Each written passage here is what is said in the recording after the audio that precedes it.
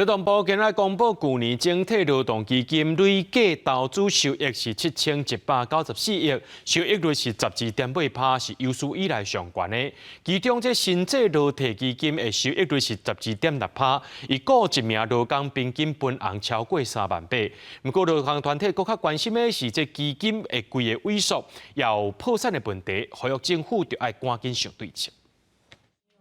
劳动部公布整体劳动基金的运用绩效，去年包括新旧制劳退基金、劳工保险基金等基金规模6兆349亿，投资赚超过7000亿，收益率是12.8%。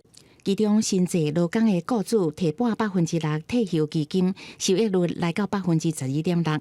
列作以1251万的有效消耗计算，劳工平均分红超过38000块。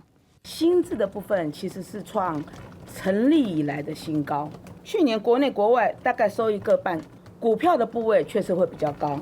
其中关系劳工退休金的劳保基金规模8729亿，收益率14.44%，也创下历史第2悬。虽然投资有真好成绩，不过劳团更较关心渐渐萎缩的保金。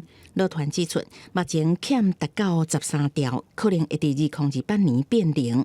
认为就算收益率更较悬，嘛无法度解决这个问题。2028年如果劳保基金就归零了，那收益率100%也没有用。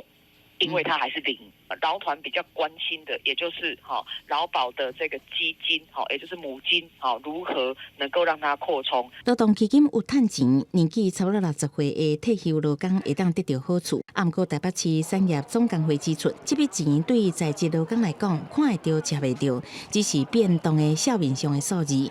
面对劳保基金了钱，劳团认为，不管是继续提拨基金，采用其他合并的方式，也是用其他的基金增加税收来补助，目前方案正济，呼吁政府提出有效的作为。记者综合报道。